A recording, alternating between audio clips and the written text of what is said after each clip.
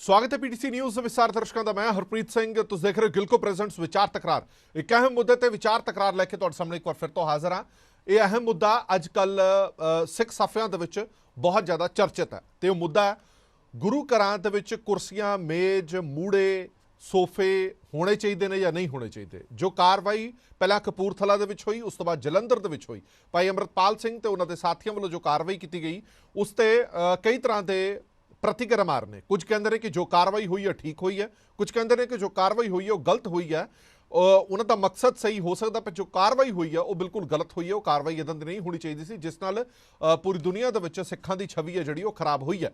क्यों गुरु घर दे विचों समान कढ के उसनूं तोड़िया गया, उसकी साड़ फूक की गई। गोलक दे पैसे नाल खरीदियां हुई चीज़ां, लोगों की संगत के पैसे नाल खरीदियां हुई चीज़ों की इदां बेकदरी नहीं होनी चाहिए सी जो हुई है।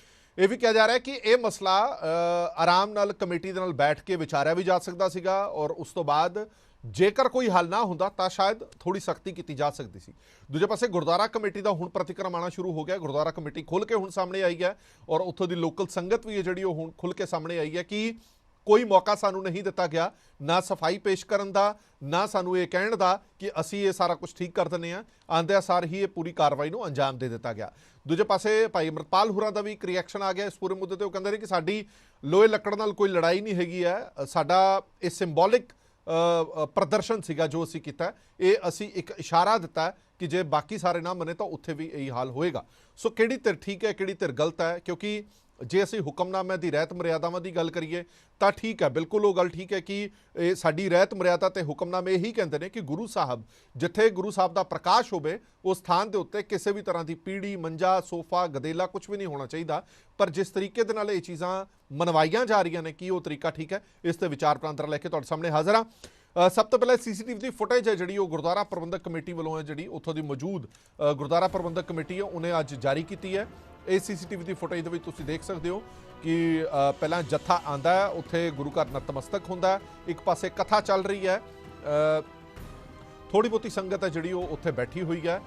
कथा चलदियां ही तुसीं ये दृश्य देख रहे हो। CCTV की फुटेज है जी गुरुद्वारा प्रबंधक कमेटी ने जी उत्थे दी लोकल मॉडल टाउन गुरुद्वारा प्रबंधक कमेटी उसने जारी की है कि उन्होंने सिर्फ मत्था टेकिया, आंदियां ही वो सोफियां दे दिवाले हो गए तो उन्होंने एक एक करके बाहर कढ़ के उसनूं तोड़पन करनी शुरू कर दी तो उसनूं साड़ फूक करनी शुरू कर दी। गुरुद्वारा प्रबंधक कमेटी नूं कोई मौका ही नहीं दिता अपनी सफाई देने के लिए, या गुरुद्वारा प्रबंधक कमेटी नूं कुछ किया ही नहीं, सीधा उन्होंने सोफिया नूं हाथ पाया तो सोफे बाहर कढ़ दिते। गुरुद्वारा कमेटी एक होर लॉजिक भी दिंदी है कि जिथे ये सोफे या कुर्सियां पईयां होईयां सीगियां वो दीवान हाल तो लगभग 2.5 फुट हेठां जगह हैगी है। ਜਿਹੜੇ ਬੰਦੇ ਸੋਫੇ ਤੇ ਬੈਠਦੇ ਨੇ ਜਾਂ ਜਿਹੜੇ ਬੰਦੇ ਦੀਵਾਨ ਹਾਲ ਦੇ ਵਿੱਚ ਬੈਠਦੇ ਨੇ ਉਹਨਾਂ ਦੇ ਬੈਠਣ ਦੀ ਅਵਸਥਾ ਜਿਹੜੀ ਹੈ ਉਹ ਲਗਭਗ ਬਰਾਬਰ ਆ ਜਾਂਦੀ ਹੈ। ਯਾਨੀ ਕਿ ਜੇ ਤੁਸੀਂ ਦੇਖੋਗੇ ਤਾਂ ਸਿਰ ਤੁਹਾਨੂੰ ਇੱਕੋ ਜਿਹੇ ਹੀ ਲੱਗਣਗੇ। ਗੁਰੂ ਸਾਹਿਬ ਦਾ ਜਿਹੜਾ ਸਥਾਨ ਹੈਗਾ ਉਹ ਬਹੁਤ ਉੱਚਾ ਹੈ, ਉਸ ਤੋਂ ਥੱਲੇ ਦਰਬਾਰ ਹਾਲ ਹੈ, ਉਸ ਤੋਂ ਵੀ ਥੱਲੇ ਇਹ ਸਥਾਨ ਹੈਗਾ ਜਿੱਥੇ ਸੋਫੇ ਕੁਰਸੀਆਂ ਲਾਏ ਹੋਏ ਸੀਗੇ। फिर भी जो सोफे कुर्सियां ते कोई इतराज़ सीगा तां उसनूं बाहर कढ़िया जा सकता सी जे सही तरीके नाल सानूं दस्सिया जांदा। गुरुद्वारा कमेटी तो इत्थे तक कह रही है कि कथा चलती हुई बंद करवाई गई, ये गुरु मर्यादा दे बिल्कुल उल्ट हैगा। वो लोग जिहड़े गुरु मर्यादा की गल करते हैं जो आप ही गुरु मर्यादा भंग करन लग जाणगे तो असीं बाकी किस नूं कहांगे। सो ये गुरुद्वारा कमेटी अपना तर्क दे रही है। दूजे पासे अज श्रोमणी गुरुद्वारा प्रबंधक कमेटी के प्रधान भी इस स्थान पर पहुंचे ने और उन्होंने उत्थे मौजूद लोकल जी गुरुद्वारा प्रबंधक कमेटी है उहदे विचार वटांदरा भी किया, गलबात भी सुनी है। सो इस पूरे मुद्दे ते गलबात करने के लिए साडे नाल खास मेहमान जुड़े हुए हैं। साडे नाल Indrapal Singh ji director overseas Shri Guru Gobind Singh study circle के मौजूद ने, किरणजोत कौर जी मैंबर ने श्रोमणी गुरुद्वारा प्रबंधक कमेटी के वो मौजूद ने, प्रोफैसर मनजीत सिंह जी सियासी माहर ने वो मौजूद ने, और अजीत सिंह सेठी प्रधान ने गुरुद्वारा सिंह सभा मॉडल टाउन जलंधर के, वो भी साडे नाल हुणे जुड़नगे। उन्होंने तो भी प्रतिक्रम लवांगे। अगे वधण तो पहला मैं कल भी ये डिबेट एक छोटा जिहा हिस्सा लिया सीगा कि सानू तत्थ ने जिहड़े फैक्ट्स ने जिहड़े वो दिखाने बड़े जरूरी ने। श्रोमणी गुरुद्वारा प्रबंधक कमेटी वालों स्थापित रहत मर्यादा की कहती है वो समझना भी बड़ा जरूरी है। वो तुहानूं दसदे हां की कहती है सिख रहत मर्यादा। सिख रहत मर्यादा कहती कि किसी मनुख का सतगुरां दे प्रकाश समय जां संगत दे विच गदेला, आसन, कुर्सी, चौंकी, मंजा आदि ला के बैठना जां किसी होर वितकरे नाल बैठना पूरी तरह मनमत है, अजिहा नहीं होना चाहिए। ये पूरी तरह मनमत है। ये तो हैगी साडी रहत मर्यादा जिस दे विच बहुत क्लीयर है कि ये सब कुछ नहीं होना चाहिए।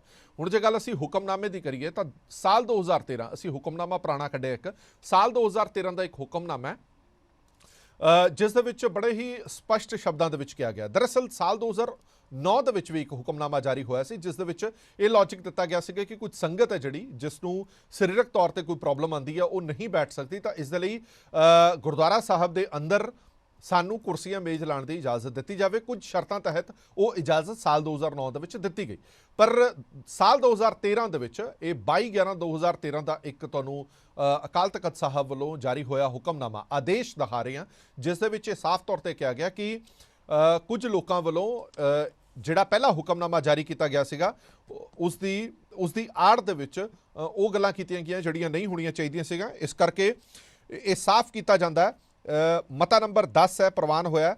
ਇਹ ਸਤਿਗੁਰ ਸਾਹਿਬ ਜੀ ਦੇ ਸਤਿਕਾਰ ਨੂੰ ਮੁੱਖ ਰੱਖਦਿਆਂ ਇੱਕ ਵੱਡੀ ਕੁਤਾਹੀ ਹੈ। ਦਰਬਾਰ ਹਾਲ ਦੇ ਵਿੱਚ ਬੈਂਚ ਸੋਫੇ ਲਗਾਏ ਜਾਣਾ ਜੋ ਨਹੀਂ ਹੋਣੀ ਚਾਹੀਦੀ। ਇਸ ਲਈ ਸਮੁੱਚੀਆਂ ਗੁਰੂ ਨਾਨਕ ਨਾਮ ਲੇਵਾ ਸਿੱਖ ਸੰਗਤਾਂ ਅਤੇ ਗੁਰਦੁਆਰਾ ਪ੍ਰਬੰਧਕ ਕਮੇਟੀਆਂ ਨੂੰ ਪੰਜ ਸਿੰਘ ਸਾਹਿਬਾਨ ਵੱਲੋਂ ਆਦੇਸ਼ ਕੀਤਾ ਜਾਂਦਾ ਹੈ ਕਿ ਸਤਿਗੁਰਾਂ ਦੀ ਹਜ਼ੂਰੀ ਤੋਂ ਬਾਹਰ ਬਰਾਂਡੇ ਦੇ ਵਿੱਚ ਬੈਂਚ ਲਗਾਏ ਜਾਣ, ਨਾਲ ਹੀ ਗੁਰਦੁਆਰਾ ਕਮੇਟੀ ਵੱਲੋਂ ਸਕਰੀਨ ਦਾ ਪ੍ਰਬੰਧ ਕੀਤਾ ਜਾਵੇ। ਸੋ ਇਹ ਹੁਕਮਨਾਮਾ ਆਦੇਸ਼ ਕਹਿ ਸਕਦੇ ਹੋ ਜਿਹੜਾ 22/11/2013 ਦੇ ਵਿੱਚ ਜਾਰੀ ਦੁਬਾਰਾ ਕੀਤਾ ਗਿਆ ਸੀਗਾ।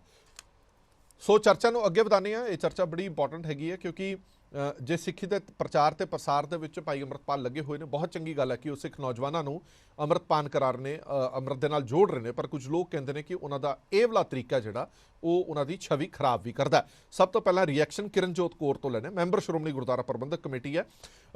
ਕਿਰਨਜੋਤ ਕੌਰ ਜੀ, ਮੈਂ ਤੁਹਾਡੇ ਤੋਂ ਪਹਿਲਾਂ ਮੇਰਾ ਸਟੀਕ ਸਵਾਲ ਇਹੀ ਹੈ, ਇਸ ਕਾਰਵਾਈ ਨੂੰ ਤੁਸੀਂ ਕਿਸ ਤਰ੍ਹਾਂ ਦੇਖਦੇ ਹੋ? ਕਿਉਂਕਿ ਪੰਥ ਦੀ ਨੁਮਾਇੰਦਾ ਜਥੇਬੰਦੀ ਸ਼੍ਰੋਮਣੀ ਗੁਰਦੁਆਰਾ ਪ੍ਰਬੰਧਕ ਕਮੇਟੀ ਹੋਵੇ ਜਾਂ ਸਰਵਉੱਚ ਸ੍ਰੀ ਅਕਾਲ ਤਖਤ ਸਾਹਿਬ ਹੋਣ, ਉਹ ਵੀ ਤਾਂ ਇਹੀ ਗੱਲ ਕਹਿੰਦੇ ਨੇ ਕਿ ਦਰਬਾਰ ਸਾਹਿਬ ਦੇ ਅੰਦਰ ਕਿਸੇ ਵੀ ਤਰ੍ਹਾਂ ਦੀ ਕੋਈ ਸੋਫਾ ਕੁਰਸੀ ਨਹੀਂ ਹੋਣੀ ਚਾਹੀਦੀ। ਇਹੀ ਗੱਲ ਭਾਈ ਅੰਮ੍ਰਿਤਪਾਲ ਕਹਿ ਰਹੇ ਨੇ। ਫਿਰ ਤੁਹਾਨੂੰ ਲੱਗਦਾ ਹੈ ਕਿ ਇਹ ਠੀਕ ਹੈ ਜੋ ਅੰਮ੍ਰਿਤਪਾਲ ਹੋਰਾਂ ਨੇ ਕਾਰਵਾਈ ਕੀਤੀ ਜਾਂ ਉਹਨਾਂ ਦੇ ਸਾਥੀਆਂ ਨੇ ਜੋ ਕਾਰਵਾਈ ਕੀਤੀ ਹੈ?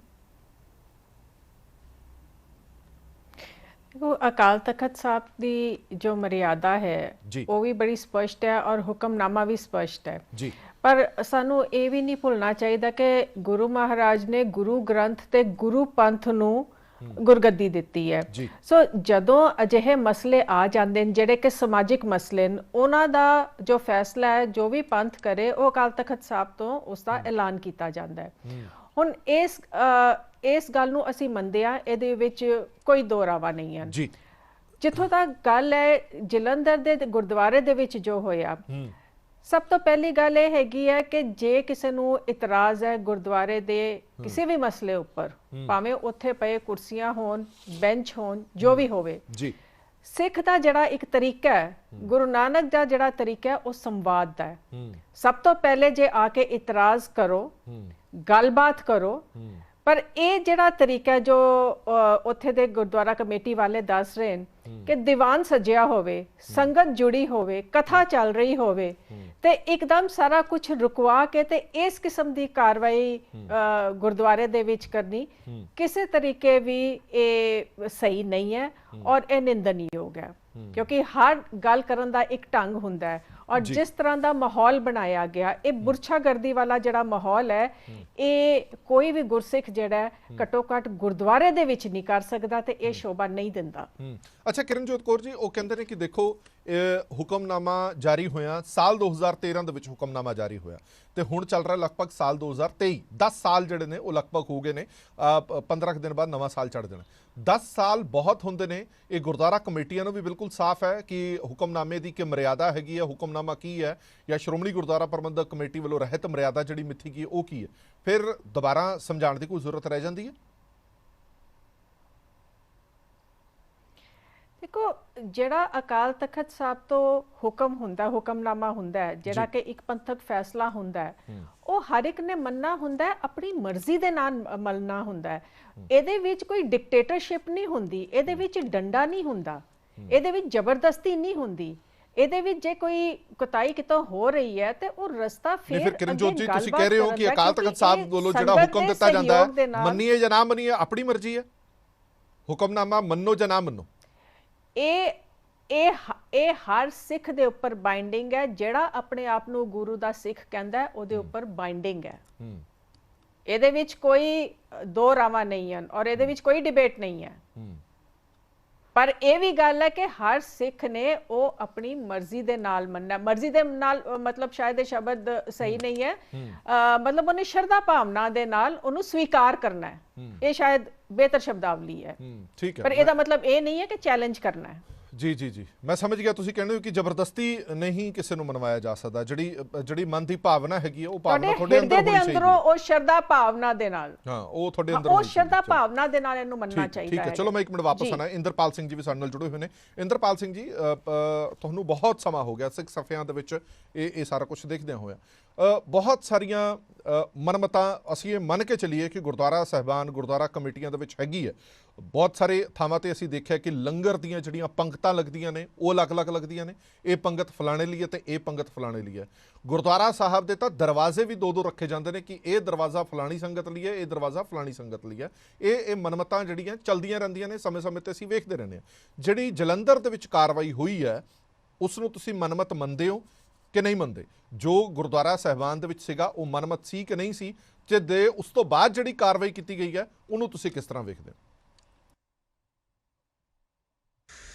ਹਰਪ੍ਰੀਤ ਸਿੰਘ ਜੀ ਬਹੁਤ ਹੀ ਸੰਵੇਦਨਸ਼ੀਲ ਤੇ ਬੜਾ ਜਿਹਨੂੰ ਕਹਾਂ ਮੈਂ ਮਾਨਸਿਕਤਾ ਨੂੰ ਕੁੰਬੜ ਵਾਲਾ ਜਿਹੜਾ ਵਿਸ਼ਾ ਹੈ ਜਿਹੜਾ ਅਸੀਂ ਅੱਜ ਲੈ ਰਹੇ ਹਾਂ ਜੀ, ਇਹਦੇ ਵਿੱਚ ਅਸੀਂ ਜਿਹਨੂੰ ਪੂਰਾ ਇਨ ਟੋਟੈਲਿਟੀ ਦੇਖਾਂਗੇ ਤਾਂ ਇਹ ਬਹੁਤ ਆਪਣਾ ਜਿਹੜਾ ਜਿਹੜਾ ਸੰਗਤੀ ਪ੍ਰਬੰਧ ਕੀਤਾ ਸੀ, ਮਾਨਸਾ ਤੋਂ ਇਲਾਜ ਕਰਾਇਆ ਸੀ ਗੁਰਦੁਆਰਾ ਸਾਹਿਬ ਨੇ। ਬੜਾ ਲੰਬਾ ਇਤਿਹਾਸ ਹੈ।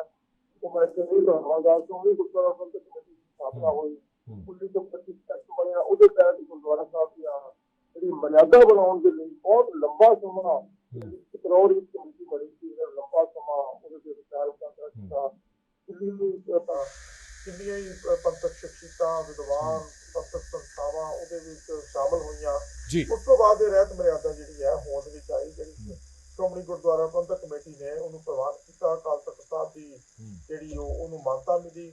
ਉਸ ਦੇ ਤਹਿਤ ਹੀ ਗੁਰਦੁਆਰਾ ਸਾਹਿਬ ਦਾ ਪ੍ਰਬੰਧ ਦੇਸ਼ ਵਿਦੇਸ਼ ਦੇ ਵਿੱਚ ਚਲਾਉਣ ਦਾ ਜਿਹੜਾ ਅਕਾਲ ਤਖ਼ਤ ਸਾਹਿਬ ਵੱਲੋਂ ਆਦੇਸ਼ ਹੈ ਤੇ ਉਹ ਇਹਨਾਂ ਜਮਾ ਕਿਹਾ ਵੀ ਬਹੁਤ, ਜੇ ਅਸੀਂ ਟੋਟੈਲਿਟੀ ਦੇਖੀਏ ਤਾਂ ਉਹਨੂੰ ਬਹੁਤ ਪੱਧਰ ਤੇ ਉਹਨੂੰ ਮੰਨਿਆ ਜਾ ਰਿਹਾ। ਸਾਰੇ ਦੇਸ਼ ਵਿਦੇਸ਼ ਘੁੰਮਣ ਦਾ ਮੌਕਾ ਮਿਲਦਾ ਹੈ। ਹੁਣ ਉਹਦੇ ਵਿੱਚੋਂ ਕੁਝ ਜਿਹੜੀਆਂ ਸਮੇਂ ਦੇ ਨਾਲ ਸਹੂਲਤ ਦੇ ਮੁਤਾਬਕ, ਤੁਹਾਨੂੰ ਯਾਦ ਹੋਣਾ 1998 ਵਿੱਚ ਵੀ ਹੁਕਮਨਾਮਾ ਜਾਰੀ ਹੋਇਆ ਸੀਗਾ ਕਿ ਜਿਹੜੇ ਲੰਗਰ ਆ ਪੰਗਤ ਵਿੱਚ ਬਹਿ ਕੇ ਛਕਿਆ ਜਾਵੇ, ਉਹ ਕੁਰਸੀਆਂ ਮੇਜ਼ ਗੁਰਦੁਆਰਿਆਂ 'ਚ ਨਾਲ ਲਾਏ ਜਾਣ। ਤੇ ਉਹ ਬੜਾ ਵੱਡੇ ਪੱਧਰ ਤੇ ਉਹਦਾ ਵਿਵਾਦ ਵੀ ਛਿੜਿਆ ਸੀ। ਪਰ ਜੇ ਮੈਂ ਕਹਾਂ ਟੋਟੈਲਿਟੀ ਦੇਸ਼ ਵਿਦੇਸ਼ ਦੇ ਸਿੱਖਾਂ ਨੇ ਉਹਨੂੰ ਮੰਨਿਆ ਸੀਗਾ। ਤੇ ਜੇ ਕੁਰਸੀਆਂ ਮੇਜ਼ ਕੋਈ ਲੰਗਰ 'ਚ ਲੱਗੇ ਵੀ ਤਾਂ ਸਾਈਡ ਤੇ ਲੱਗੇ ਹੋਏ ਆ, ਬਹੁਤੀ ਜਿਹੜੀ ਮੈਜੋਰਟੀ ਸੰਗਤ ਹੈ ਉਹ ਪੰਗਤ 'ਚ ਬਹਿ ਕੇ ਲੰਗਰ ਛਕਦੀ ਹੈ। ਇਹ ਮਤਲਬ ਆਪਣੇ ਆਪ 'ਚ ਇੱਕ ਬੜੀ ਖੂਬਸੂਰਤੀ ਹੈ ਸਾਡੇ ਸਿੱਖ ਪੰਥ ਦੀ। ਤੇ ਜਿਹੜਾ ਵੀ ਅਕਾਲ ਤਖ਼ਤ ਤੋਂ ਆਦੇਸ਼ ਜਾਰੀ ਹੁੰਦਾ ਉਹਨੂੰ ਸਿੱਖ ਜਿਹੜੀ ਅੱਛਾ, ਇੰਦਰਪਾਲ ਸਿੰਘ ਜੀ, ਮੈਂ ਇੱਕ ਛੋਟਾ ਜਿਹਾ ਟੂਕ ਰਿਹਾ। ਜਿਹੜਾ ਇਹ ਲੌਜਿਕ ਵਾਰ-ਵਾਰ ਦਿੱਤਾ ਜਾਂਦਾ ਹੈ, ਇਸ ਪਿੱਛੇ ਲੌਜਿਕ ਦਿੱਤਾ ਜਾਂਦਾ ਹੈ, ਤੁਸੀਂ ਲੰਗਰ ਦੀ ਵੀ ਗੱਲ ਕੀਤੀ ਹੈ, ਉਹਦੇ ਪਿੱਛੇ ਵੀ ਇਹ ਲੌਜਿਕ ਸੀਗਾ ਕਿ ਬਹੁਤ ਸਾਰੇ ਲੋਕ ਨੇ ਜਿਹੜੇ ਉਹ ਪੰਗਤ ਦੇ ਵਿੱਚ ਚੌਂਕੜੀ ਮਾਰ ਕੇ ਨਹੀਂ ਬੈਠ ਸਕਦੇ, ਇਸ ਕਰਕੇ ਉਹਨਾਂ ਦਾ ਕੋਈ ਢੁਕਵਾਂ ਬਦਲ ਦਿੱਤਾ ਜਾਵੇ।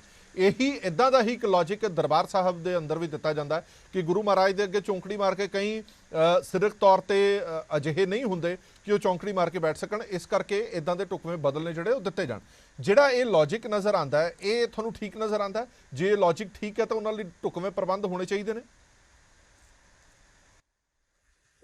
ਤੁਸੀਂ ਹੁਣੇ ਸਿੱਖ ਮਰਿਆਦਾ ਕੋਟ ਕੀਤੀ ਹੈ, ਸਿੱਖ ਰਹਿਤ ਮਰਿਆਦਾ ਜੀ, ਉਹਦੇ ਵਿੱਚ ਤੁਸੀਂ ਜੇ ਉਹਨੂੰ ਪੂਰਾ ਧਿਆਨ ਨਾਲ ਪੜ੍ਹੋ ਜੀ ਤੇ ਉਹਨਾਂ ਨੇ ਬੜੀ ਖੂਬਸੂਰਤ ਇੱਕ ਗੱਲ ਜਿਹੜੀ ਲਿਖੀ ਹੈ ਕਿ ਜਿਹੜਾ ਉੱਥੇ ਵੀ ਕੋਈ ਵੀ ਬੈਠਾ ਉਹ ਗਦੇਲਾ ਜਾਂ ਮੰਜਾ ਜਾਂ ਚੌਕੀ ਨਹੀਂ ਲਾਣੀ ਤੇ ਉਹ ਦੂਜਾ ਕਿਸੇ ਵਿਤਕਰੇ ਨਾਲ ਨਾ ਬੈਠੇ। ਇਹ ਸ਼ਬਦ ਉਹਦੇ ਸਿੱਖ ਰਹਿਤ ਮਰਿਆਦਾ 'ਚ ਲਿਖਿਆ, ਜਿਹੜਾ ਤੁਸੀਂ ਨਹੀਂ ਪੜ੍ਹਿਆ। ਉਹ ਇਹ ਨਾ ਲੱਗੇ ਵੀ ਇਹ ਕੋਈ ਸਪੈਸ਼ਲ ਬੰਦਾ, ਜਿਵੇਂ ਆਪ ਉਸ ਵਕਤ ਜਦੋਂ ਇਹ ਮਰਿਆਦਾ ਬਣੀ ਸੀ ਉਦੋਂ ਪ੍ਰਚਲਿਤ ਸੀ ਕਿ ਜਿਹੜੇ ਸੰਤ ਬਾਬੇ ਸੀ ਜਾਂ ਜਿਹੜੇ ਗੁਰੂ ਵੰਸ਼ ਆਪਣੇ ਆਪ ਨੂੰ ਕਹਿੰਦੇ ਸੀ, ਉਹ ਬਰਾਬਰ ਜੱਤੀਆਂ ਲਾ ਕੇ ਬਹਿੰਦੇ ਸੀ, ਮੱਥੇ ਟਿਕਾਉਂਦੇ ਸੀ। ਤੇ ਉਹ ਜਿਹੜਾ ਉਹ ਵਿਤਕਰਾ ਸਾਫ਼ ਦਿਖਦਾ ਸੀ। ਤੇ ਜੇ ਕੋਈ ਆਪਣੀ ਸਰੀਰਕ ਸਹੂਲਤ ਦੇ ਨਾਲ, ਜੋ ਅਕਾਲ ਤਖ਼ਤ ਸਾਹਿਬ ਦਾ ਜਿਹੜਾ ਹੁਕਮਨਾਮਾ ਤੁਸੀਂ ਕੋਟ ਕੀਤਾ 8 ਜੁਲਾਈ 2009 ਦਾ ਹੁਕਮਨਾਮਾ, ਉਹਦੇ 'ਚ ਉਹਨਾਂ ਨੇ ਕਿਹਾ ਸੀਗਾ ਵੀ ਉਹਨਾਂ ਦੀ ਜਿਹੜੇ ਨਹੀਂ ਬੈਠ ਸਕਦੇ ਉਹਨਾਂ ਲਈ ਸਾਈਡ ਤੇ ਕੋਈ ਕੂੜਾ ਜਾਂ ਮੂੜਾ ਜਾਂ ਕੋਈ ਦੂਜਾ ਬੈਂਚ ਲਾਇਆ ਜਾ ਸਕਦਾ ਜਾਂ ਸਾਈਡ ਤੇ। ਉਹ ਉਸ ਦੀ ਆੜ ਦੇ ਵਿੱਚ ਕਈ ਗੁਰਦੁਆਰਿਆਂ ਨੇ ਉਹ ਸੋਫੇ ਕੁਰਸੀਆਂ ਜੁਗਜਾ ਲਾ ਕੇ ਕਾਫੀ ਵੱਡੇ ਪੱਧਰ ਤੇ ਲਾਤਾ। ਉਹਦੇ ਨਾਲ ਕੀ ਹੋਇਆ ਵੀ ਜਿਹੜਾ ਉਹ ਇੱਕ ਮਰਿਆਦਾ ਜੀ ਦਾ ਉਲੰਘਣਾ ਲੱਗ ਰਹੀ ਸੀ।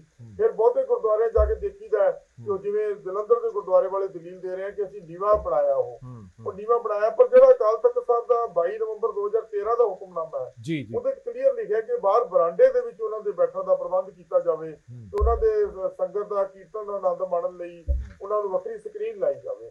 ਮਤਲਬ ਜਿਹੜਾ ਦਰਬਾਰ ਹਾਲ ਹੈ ਉਸਦੇ ਬਾਹਰ ਪ੍ਰਬੰਧ ਕਰਨ ਦਾ ਜਿਹੜੀ ਆਦੇਸ਼ ਸੀਗਾ।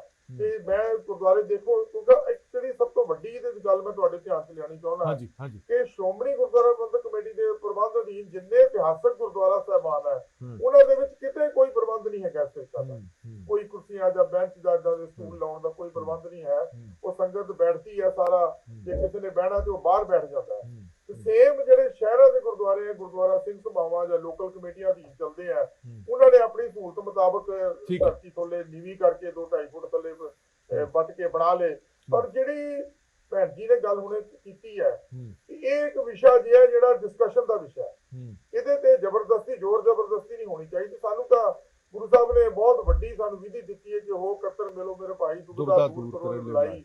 ਅਸੀਂ ਜਿਹੜੀ ਦੁਬਦਾ ਦੂਰ ਕਰਨੀ ਹਰ ਨਾਮੇ ਕੀ ਹੋਵੇ ਜੋੜੀ ਗੁਰਮੁਖ ਬੈਠੇ ਸਭਾ ਵਿਛਾਏ। ਇਹ ਜਿਹੜਾ ਦੇਖੋ ਕਿਸੇ ਇਕੱਲੇ ਕਾਰੇ ਵਿਅਕਤੀ ਨੂੰ ਇਹ ਅਧਿਕਾਰ ਨਹੀਂ ਕਿ ਡਿਕਟੇਟ ਕਰੇ। ਜਿਹੜਾ ਸਾਨੂੰ ਜਿਹੜਾ ਡਿਕਟੇਟ ਹੈ ਉਹ ਸ੍ਰੀ ਅਕਾਲ ਤਖਤ ਸਾਹਿਬ ਤੋਂ ਆਉਣਾ ਹੈ।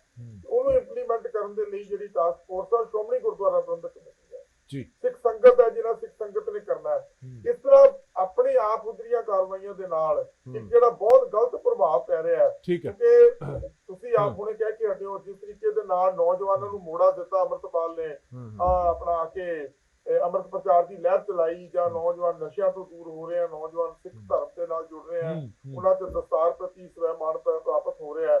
ਇਹ ਚੰਗੀ ਗੱਲ ਹੈ ਪਰ ਅਸੀਂ ਨਹੀਂ ਚਾਹੁੰਦੇ ਕਿ ਉਸ ਦੀ ਆੜ ਦੇ ਵਿੱਚ ਕੁਝ ਬੰਦੇ ਉਹਨਾਂ ਨੂੰ ਬਦਨਾਮ ਕਰਨ ਦੇ ਲਈ ਜਾਂ ਜਿਹੜੀ ਇਹ ਲਹਿਰ ਜਿਹਨੂੰ ਆਮ ਸਿੱਖ ਸੰਗਤ ਸਵਾਗਤ ਕਰ ਰਹੀ ਹੈ ਉਹਦਾ ਤੇ ਉਹਨੂੰ ਥੋੜਾ ਜਿਹਾ ਇਸ ਤਰੀਕੇ ਨਾਲ ਗਲਤ ਤਰੀਕੇ ਨਾਲ ਪ੍ਰਚਾਰਿਆ ਜਾਵੇ। ਬਿਲਕੁਲ ਠੀਕ। ਮੈਂ ਇੱਕ ਮਿੰਟ ਵਾਪਸ ਆਇਆ ਤੁਹਾਡੇ ਕੋਲ। ਮੈਂ ਫਟਾਫਟ ਇੱਕ ਰਿਐਕਸ਼ਨ ਪ੍ਰੋਫੈਸਰ ਮਨਜੀਤ ਸਿੰਘ ਹੋਰਾਂ ਤੋਂ ਲੈ ਲਈਏ, ਫਿਰ ਆਪਾਂ ਜਲੰਧਰ ਵੀ ਚੱਲਦੇ ਹਾਂ। ਪ੍ਰੋਫੈਸਰ ਮਨਜੀਤ ਸਿੰਘ ਜੀ, ਤੁਸੀਂ ਇਸ ਪੂਰੇ ਮਸਲੇ ਨੂੰ ਕਿਸ ਤਰ੍ਹਾਂ ਵੇਖਦੇ ਹੋ?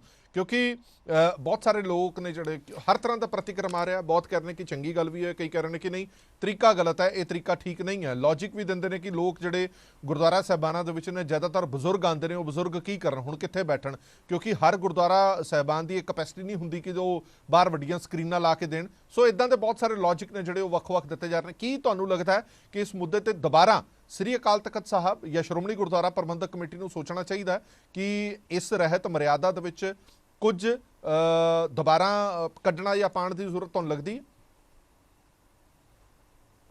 ਹਰਪ੍ਰੀਤ ਸਿੰਘ ਜੀ, ਗੱਲ ਬੜੀ ਸਾਫ਼ ਆ। ਸਿੱਖੀ ਧਰਮ ਕਿਉਂ ਵਜੂਦ ਵਿੱਚ ਆਇਆ, ਪਹਿਲਾਂ ਤੇ ਇਹ ਮੂਲ ਚੀਜ਼ ਸਮਝਣੀ ਚਾਹੀਦੀ ਹੈ। ਸਾਡੇ ਦੇਸ਼ ਦੇ ਵਿੱਚ ਪਖੰਡਵਾਦ ਔਰ ਫਿਰ ਲੋਕਾਂ ਦੀ ਐਕਸਪਲਾਇਟੇਸ਼ਨ ਧਰਮ ਦੇ ਨਾਂ ਤੇ ਕਰਨੀ ਔਰ ਖਾਸ ਕਰਕੇ ਜਾਤੀਵਾਦ, ਔਰਤ ਦਾ ਦਰਜਾ ਬੜਾ ਨੀਵਾਂ ਹੋਣਾ, ਇਹ ਸਾਰੀਆਂ ਜਿਹੜੀਆਂ ਸਮਾਜਿਕ ਕੁਰੀਤੀਆਂ ਉਹਨਾਂ ਨੂੰ ਜੜੋਂ ਪੁੱਟਣ ਲਈ ਇਹ ਸਿੱਖ ਧਰਮ ਜਿਹੜਾ ਇੱਕ ਨਵਾਂ ਫਲਸਫਾ, ਨਵਾਂ ਜੀਵਨ ਜਾਚ ਜਿਹੜੀ ਆ ਸਾਹਮਣੇ ਆਈ ਤੇ ਉਹਦੇ ਚੋਂ ਨਿਕਲੀ ਸੰਗਤ, ਲੰਗਰ, ਪੰਗਤ। ਇਹ ਫਲਸਫਾ ਆ, ਇਹ ਫਿਜ਼ੀਕਲ ਸਪੇਸ ਨਹੀਂ ਹੈਗੀ, ਇਹ ਫਿਲਾਸਫੀ ਹੈ ਕਿ ਜਿੱਥੇ ਕੋਈ ਜਾਤ ਨਹੀਂ, ਕਿਸੇ ਦੇ ਧਰਮ ਦਾ ਵਖਰੇਵਾ ਨਹੀਂ, ਕੋਈ ਊਚ ਨਹੀਂ, ਕੋਈ ਨੀਚ ਨਹੀਂ, ਰਾਜਾ ਵੀ ਆਏ ਤੇ ਕੋਈ ਦਲਿਤ ਵੀ ਆਏ ਤੇ ਇੱਕੋ ਜਗ੍ਹਾ ਬੈਠ ਕਰਨਗੇ। ਬਹੁਤ ਵੱਡੀ ਗੱਲ ਹੈਗੀ ਆ। ਤੇ ਮੈਂ ਦੋਹਾਂ ਹੀ ਪਹਿਲੇ ਪ੍ਰਵਕਤਾ ਦੇ ਨਾਲ, ਇੰਦਰਪਾਲ ਹੋਣਾ ਤੇ ਕਿਰਨਜੋਤ ਹੋਣਾ ਨਾਲ ਬਾਈ ਐਂਡ ਲਾਰਜ ਸਹਿਮਤ ਹਾਂ।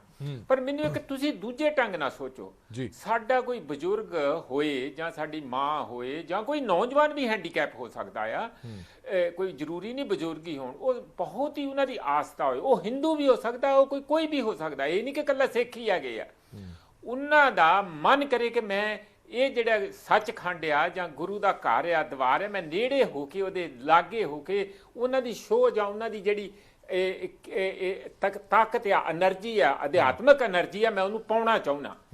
ਅਸੀਂ ਉਹਦਾ ਤਰੀਕਾ ਕੱਢ ਦਈਏ ਵੀ ਨਾ ਨਾ ਨਾ ਆਹ ਤੇ ਹੈਗਾ ਸੈਕਰੋਸੈਂਕਟ, ਇਸ ਜਿੱਥੇ ਦਰਬਾਰ ਸਾਹਿਬ ਹੈਗਾ ਉਹਦੇ ਅੰਦਰ ਨਹੀਂ ਇਹ ਬੰਦੇ ਬੈਠ ਸਕਦੇ, ਕਿਉਂਕਿ ਇਹ ਹੁਣ ਬਰਾਬਰ ਨਹੀਂ ਬੈਠ ਸਕਦੇ, ਕਿਉਂਕਿ ਉਹਨਾਂ ਨੂੰ ਫਿਜ਼ੀਕਲ ਫਿਟਨੈਸ ਦੀ ਕੋਈ ਪ੍ਰੋਬਲਮ ਹੈਗੀ ਆ, ਤਾਂ ਉਹਨਾਂ ਨੂੰ ਤੁਸੀਂ ਬਾਹਰ ਬਰਾਂਡਿਆਂ 'ਚ ਰੱਖ ਦਿਓ। ਮੈਨੂੰ ਤੇ ਧੱਕਾ ਲੱਗਦਾ। ਇਹ ਤੇ ਤੁਸੀਂ ਕਿਸੇ ਨੂੰ ਅਹਿਸਾਸ ਕਰਾਉਣਾ ਕਿ ਤੂੰ ਹੁਣ ਡਿਸਕ੍ਰਿਮੀਨੇਸ਼ਨ ਵਾਲੀ ਗੱਲ ਆ, ਉਹਦੇ ਨਾਲ ਵਿਤਕਰੇ ਵਾਲੀ ਗੱਲ ਆ। ਇਹ ਕਿਉਂ ਅਸੀਂ ਕਰਾਉਣਾ ਚਾਹੁੰਦੇ ਆ? ਅਸੀਂ ਲੋਕਾਂ ਨੂੰ ਜੋੜਨਾ, ਜਿਹੜਾ ਕੋਈ ਦੁਰਬਲ ਹੋ ਗਿਆ, ਜਿਹੜਾ ਕੋਈ ਕਿਸੇ ਕਿਸਮ ਦਾ ਕਿਸੇ ਕਿਸਮ ਦਾ ਉਹਨੂੰ ਬੈਠਣ ਦੇ ਵਿੱਚ ਦਿੱਕਤ ਆ ਰਹੀ ਹੈ ਤਾਂ ਅਸੀਂ ਉਹਦਾ ਹੱਥ ਫੜ ਕੇ ਉਸ ਨੂੰ ਸਗੋਂ ਸਹਾਰਾ ਦੇਣਾ ਕਿ ਜਾਂ ਉਹਨੂੰ ਕਹਿਣਾ ਕਿ ਤੂੰ ਬਾਹਰ ਜਾ, ਕਿਉਂਕਿ ਸਾਨੂੰ ਚੰਗਾ ਨਹੀਂ ਲੱਗਦਾ, ਕਿਉਂਕਿ ਅਸੀਂ ਕੋਈ ਉੱਥੇ ਮਤਾ ਪਾਸ ਕਰ ਦਿੱਤਾ ਨਾ। ਬਿਲਕੁਲ ਗਲਤ ਗੱਲ ਹੈਗੀ ਹੈ। ਤੁਸੀਂ ਉਸ ਦੀ ਜਿਹੜੀਆਂ ਹਿਊਮਨਿਸਟ ਵੈਲਿਊ ਹੈਗੀਆਂ, ਜਿਹੜੀਆਂ ਉਹਦੀਆਂ ਮਨੁੱਖਵਾਦੀ ਕਦਰਾਂ ਕੀਮਤਾਂ ਆ, ਜਿਹੜੀ ਜੁੜਤ ਸਾਨੂੰ ਨੇੜੇ ਆਉਣਾ, ਪਿਆਰ, ਸਤਿਕਾਰ, ਅਦਬ, ਇਹ ਸਾਰਾ ਕੁਝ ਸਿੱਖੀ ਸਾਨੂੰ ਸਿਖਾਉਂਦੀ ਆ। ਹਾਂ ਕਿਹੜਾ ਕੰਮ ਫੜ ਲਿਆ ਸੀ ਤੁਸੀਂ ਪਟਨੇ ਤੋਂ ਲੈ ਕੇ ਤੇ ਹਰਿਆਣਾ ਤੇ ਕਿੱਥੇ ਕੀ ਕੁਛ ਅਸੀਂ ਕਰੀ ਜਾਂਦੇ ਆ? ਕੀ ਅਸੀਂ ਹੁਣ ਆਪਣੇ ਵਿਰੋਧੀ ਰੋਜ਼ ਤਲਵਾਰਾਂ ਕੱਢ ਕੇ ਤੁਰੇ ਫਿਰਾਂਗੇ? ਇਹ ਹਰਪ੍ਰੀਤ ਜੀ ਬਹੁਤ ਗਲਤ ਮੈਸੇਜ ਆ ਰਿਹਾ। ਸਿੱਖੀ ਕੱਲੀ ਪੰਜਾਬੀਆਂ ਲਈ ਨਹੀਂ ਜਾਂ ਕੱਲੇ ਇਸ ਭਾਰਤ ਲਈ ਨਹੀਂ ਹੈ, ਉਹ ਸਾਰੀ ਦੁਨੀਆ ਲਈ ਹੈ।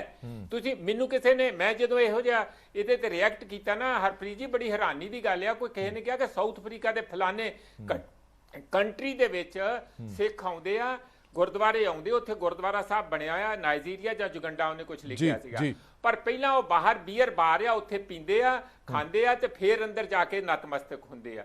ਹੁਣ ਆਪਾਂ ਉਹਨਾਂ ਨੂੰ ਇੱਥੋਂ ਜਾ ਕੇ ਉਹਨਾਂ ਨੂੰ ਕੁੱਟਣ ਮਾਰਨ ਚਲੇ ਜਾਵਾਂਗੇ? ਐ ਤੇ ਆਪਾਂ ਸਮਝਾ ਤੇ ਸਕਦੇ ਹਾਂ ਵੀ ਇਸ ਤਰ੍ਹਾਂ ਨਹੀਂ ਚੰਗਾ ਲੱਗਦਾ ਜਾਂ ਹੋਰ ਗੱਲਾਂ ਹੈਗੀਆਂ। ਤੁਸੀਂ ਸਾਨੂੰ ਸਹਾਨੁਭੂਤੀ ਨਾਲ ਉਹਨਾਂ ਦੇ ਨਾਲ ਬੜੀ ਅਦਬ ਦੇ ਨਾਲ ਪੇਸ਼ ਆਉਣਾ। ਜੇ ਅਸੀਂ ਦਾਦਾਗਿਰੀ ਦਿਖਾਵਾਂਗੇ ਜਿਸ ਤਰ੍ਹਾਂ ਹੁਣ ਦਿਖਾਈ ਗਈ ਹੈ, ਇਹ ਤੇ ਇੱਕ ਮੈਨੂੰ ਨਹੀਂ ਲੱਗਦਾ, ਇਹ ਤੇ ਕੱਲ ਨੂੰ ਜੇ ਐਸੀ ਹੀ ਕਿਸਮ ਦੇ ਲੋਕਾਂ ਕੋਲ ਪੂਰੀ ਸੱਤਾ ਆ ਜਾਏ ਤਾਂ ਇਹ ਤੇ ਇਰਾਨ ਵਾਂਗੂ ਲੋਕਾਂ ਦਾ ਪ੍ਰੋਫੈਸਰ ਇੱਕ ਗੱਲ ਹੋ, ਹਰੇਕ ਧਰਮ ਦੀ ਕੋਈ ਰਹਿਤ ਮਰਿਆਦਾ ਵੀ ਤਾਂ ਹੁੰਦੀ ਹੈ। ਹਰੇਕ ਧਰਮ ਦੇ ਵਿੱਚ ਇੱਕ ਯੂਨੀਫਾਰਮ ਹੁੰਦਾ ਹੈ ਜਾਂ ਹਰੇਕ ਧਰਮ ਦਾ ਇੱਕ ਹੱਦਬੰਦੀ ਕੀਤੀ ਜਾਂਦੀ ਹੈ ਕਿ ਇਸ ਧਰਮ ਦੀ ਆਹ ਹੱਦਬੰਦੀ ਹੈਗੀ ਹੈ, ਇਸ ਹੱਦ ਤੋਂ ਕੋਈ ਪਾਰ ਨਹੀਂ ਜਾ ਸਕਦਾ। ਤੁਹਾਨੂੰ ਲੱਗਦਾ ਕਿ ਉਹ ਹੱਦਬੰਦੀ ਤਾਂ ਕਰਨੀ ਹੀ ਪਏਗੀ ਨਾ? ਹੁਣ ਅਸੀਂ ਖੁੱਲਮ ਖੁੱਲਾ ਕਹਿ ਦਈਏ ਕਿ ਜਿਹੜੇ ਮਰਜ਼ੀ ਕੁਰਸੀਆਂ, ਮੇਜ਼, ਸੋਫੇ ਲਾਓ, ਫਿਰ ਮਾਫ ਕਰਨਾ ਚਰਚ ਤੇ ਗੁਰਦੁਆਰਾ ਸਾਹਿਬਾਨ ਦੇ ਵਿੱਚ ਕੋਈ ਫਰਕ ਹੀ ਨਹੀਂ ਰਹਿ ਪਾਣਾ। ਹਰਪ੍ਰੀਤ ਜੀ ਉਹ ਕਿਵੇਂ ਆਪਰੇਟ ਕਰਨਾ? ਜਿਹੜੇ ਆਪਰੇਟਿਵ ਪ੍ਰਿੰਸੀਪਲ ਉਹਦੇ ਤੈਅ ਕੀਤੇ ਜਾ ਸਕਦੇ ਆ। ਬਿਲਕੁਲ ਨਹੀਂ ਉਹਦਾ ਕੋਈ ਕਿਸੇ ਕਿਸਮ ਦਾ ਹੋਊਗਾ। ਜਿਵੇਂ ਕਹਿ ਹੀ ਰਹੇ ਸੀ ਇੰਦਰਪਾਲ ਹੁਣੀ ਕਿ ਸਿੰਪਲ ਮੂੜੇ ਲਾਉਣੇ, ਕੋਈ ਐਉਂ ਨਾ ਲੱਗੇ ਕਿ ਸਾਡੇ ਨਾਲ ਫਿਰ ਤੇ ਦੇਖੋ ਦੋਵੇਂ ਗੱਲਾਂ ਦਾ ਬੈਲੈਂਸ ਕਰਨਾ ਪਊ। ਜੇ ਤੁਸੀਂ ਅੰਦਰ ਸੋਫੇ ਲਾ ਦਿੰਦੇ ਆ ਤੇ ਜਿਹੜੇ ਥੱਲੇ ਬੈਠੇ ਹੋਣਗੇ ਕਹੇ ਉਹ ਦੇਖਣਗੇ ਕਿ ਉਹ ਤੇ ਸਪੈਸ਼ਲ ਬੰਦੇ ਆ ਗਏ ਆ, ਉਹ ਤੇ ਕੋਈ ਮਹੰਤ ਹੈਗੇ ਆ, ਉਹ ਤੇ ਕੋਈ ਪੈਸੇ ਵਾਲੇ ਬੰਦੇ ਆ, ਉਹ ਬਿਲਕੁਲ ਨਹੀਂ ਅਲਾਉਡ ਹੋਣਾ ਚਾਹੀਦਾ। ਪਰ ਜੇ ਤੁਸੀਂ ਕੁਝ ਬੰਦਿਆਂ ਨੂੰ ਜਿਹੜੇ ਬਿਲਕੁਲ ਹੀ ਨੇੜੇ ਆਉਣਾ ਚਾਹੁੰਦੇ ਆ, ਸ਼੍ਰੀ ਗੁਰੂ ਗ੍ਰੰਥ ਸਾਹਿਬ ਦੇ ਨੇੜੇ ਹੋ ਕੇ ਆਪਣੀ ਆਤਮਾ ਦੀ ਸ਼ੁੱਧੀ, ਉਹਦੇ ਮਨ ਵਿੱਚ ਆਸਥਾ ਆ, ਉਹ ਪਿਆਰ ਕਰਦੇ ਆ, ਸਤਿਕਾਰ ਕਰਦੇ ਆ, ਅਦਬ ਕਰਦੇ ਆ, ਤੁਸੀਂ ਉਹਨਾਂ ਨੂੰ ਕਹੋ ਤੁਸੀਂ ਬਾਹਰ ਬੈਠੋ ਵੀ ਐਵੇਂ, ਇੱਥੇ ਤੁਸੀਂ ਕੀ ਲੈਣਾ ਆ? ਉਹਨਾਂ ਨੇ ਆਪਣੇ ਗੋਡੇ ਜਾਂ ਆਪਣਾ ਸਰੀਰ ਨੂੰ ਆਪ ਥੋੜੀ ਖਰਾਬ ਕਰ ਲਿਆ। ਬਿਲਕੁਲ। ਇੱਕ ਛੋਟੇ ਜਿਹੇ ਬ੍ਰੇਕ ਲਈ ਰੁਕਣ ਦਾ ਵਕਤ ਹੋ ਗਿਆ। ਬ੍ਰੇਕ ਤੋਂ ਬਾਅਦ ਵੀ ਵਿਚਾਰ ਤਕਰਾਰ ਚੱਲਦੀ ਰਹੇਗੀ। ਸਾਡੇ ਨਾਲ ਅਜੀਤ ਸਿੰਘ ਸੇਠੀ ਵੀ ਜੁੜਨਗੇ ਅੱਜ, ਜਿਨ੍ਹਾਂ ਦੀ ਮੁਲਾਕਾਤ ਹੋਈ ਹੈ ਸ਼੍ਰੋਮਣੀ ਗੁਰਦੁਆਰਾ ਪ੍ਰਬੰਧਕ ਕਮੇਟੀ ਦੇ ਪ੍ਰਧਾਨ ਸਾਹਿਬ ਨਾਲ। ਉਹ ਕੀ ਕਹਿੰਦੇ ਨੇ? ਕਿਰਨਜੋਤ ਜੀ, ਜਿਵੇਂ ਪ੍ਰੋਫੈਸਰ ਮਨਜੀਤ ਸਿੰਘ ਹੋਰਾਂ ਨੇ ਦੱਸਿਆ ਕਿ ਸਰੀਰਕ ਤੌਰ ਤੇ ਕੁਝ ਲੋਕ ਅਜਿਹੇ ਹੁੰਦੇ ਨੇ ਜਿਹੜੇ ਨਹੀਂ ਬੈਠ ਸਕਦੇ। ਜਿਵੇਂ ਮੈਂ ਸ਼ੁਰੂਆਤ ਦੇ ਵਿੱਚ ਵੀ ਕਿਹਾ ਕਿ ਉਹਨਾਂ ਦੇ ਮਨ ਦੇ ਅੰਦਰ ਇੱਕ ਹੀਣ ਭਾਵਨਾ ਜ਼ਰੂਰ ਆ ਸਕਦੀ ਹੈ ਕਿ ਅਸੀਂ ਗੁਰਦੁਆਰਾ ਸਾਹਿਬ ਦੇ ਬਾਹਰ ਸਿਰਫ ਇਸ ਕਰਕੇ ਬੈਠੇ ਹਾਂ ਕਿਉਂਕਿ ਅਸੀਂ ਸਰੀਰਕ ਤੌਰ ਤੇ ਇੰਨੇ ਕਾਬਲ ਨਹੀਂ ਹੈਗੇ ਕਿ ਅਸੀਂ ਨੀਚੇ ਚੌਂਕੜੀ ਮਾਰ ਕੇ ਬੈਠ ਸਕੀਏ। ਮੈਂ ਸਵਾਲ ਉਹ ਦੁਹਰਾ ਦੇਣਾ ਤੁਹਾਨੂੰ ਵੀ ਇਹ ਲੱਗਦਾ ਹੈ ਕਿ ਇਸ ਚੀਜ਼ ਤੇ ਦੁਬਾਰਾ ਘੋਖ ਕਰਨ ਦੀ ਕੋਈ ਜ਼ਰੂਰਤ ਹੈਗੀ ਹੈ ਸ਼੍ਰੋਮਣੀ ਗੁਰਦੁਆਰਾ ਪ੍ਰਬੰਧਕ ਕਮੇਟੀ ਨੂੰ ਜਾਂ ਸ੍ਰੀ ਅਕਾਲ ਤਖਤ ਸਾਹਿਬ ਨੂੰ? ਇਸ ਮੁੱਦੇ ਤੇ ਦੁਬਾਰਾ ਵਿਚਾਰ ਕੀਤਾ ਜਾ ਸਕਦਾ ਕੁਝ ਰਿਲੈਕਸੇਸ਼ਨ ਦੇਣ ਦੇ ਲਈ? ਮੈਂ ਤੁਹਾਡੇ ਨਾਲ ਇੱਕ ਐਗਜ਼ਾਮਪਲ ਸ਼ੇਅਰ ਕਰਦੀ ਹਾਂ ਜੀ ਪਲੀਜ਼। ਕਿ 1998 ਦੇ ਵਿੱਚ ਮੈਨੂੰ US ਜਾਣ ਦਾ ਮੌਕਾ ਮਿਲਿਆ ਤੇ ਉੱਥੇ ਮੈਨੂੰ ਇਹ ਸਵਾਲ ਕੀਤਾ ਗਿਆ ਕਿ ਦਰਬਾਰ ਸਾਹਿਬ ਦੇ ਅੰਦਰ ਜੇ ਕੋਈ ਹੈਂਡੀਕੈਪ ਹੈ ਤੇ ਤੁਸੀਂ ਵੀਲ ਚੇਅਰ ਕਿਉਂ ਨਹੀਂ ਅਲਾਉ ਕਰਦੇ? ਤੇ ਇੱਕ ਪਾਸੇ ਤਾਂ ਅਸੀਂ ਕਹਿੰਦੇ ਆ ਦੁੱਖ ਭੰਜਨੀ ਬੇਰੀ ਬੀਬੀ ਰਜਨੀ ਆਪਣੇ ਪਿੰਗਲੇ ਪਤੀ ਨੂੰ ਲੈ ਕੇ ਆਈ ਤੇ ਉਹ ਵੀ ਰੇੜ ਕੇ ਲੈ ਕੇ ਆਈ ਸੀ, ਤੇ ਅੱਜ ਤੁਸੀਂ ਕਹਿੰਦੇ ਹੋ ਕਿ ਦਰਬਾਰ ਸਾਹਿਬ ਦੀ ਪਰਿਕਰਮਾ ਵਿੱਚ ਤੁਸੀਂ ਕਿਸੇ ਨੂੰ ਰੇੜ ਕੇ ਨਹੀਂ ਲਿਜਾ ਸਕਦੇ। ਗੱਲ ਮੇਰੇ ਦਿਲ ਨੂੰ ਛੂ ਗਈ। ਮੈਂ ਵਾਪਸ ਆ ਕੇ ਟੋੜਾ ਸਾਹਿਬ ਦਾ ਨਾਲ ਇਹ ਗੱਲ ਕੀਤੀ ਕਿ ਵੀ ਵਾਕਈ ਜਿਹੜੇ ਹੈਂਡੀਕੈਪਟ ਜਿਹੜੇ ਹੈਗੇ ਹੀ ਵੀਲ ਚੇਅਰ ਤੇ ਹਨ ਕਿ ਅਸੀਂ ਉਹਨਾਂ ਨੂੰ ਦਰਬਾਰ ਸਾਹਿਬ ਅਲਾਉ ਨਹੀਂ ਕਰਾਂਗੇ।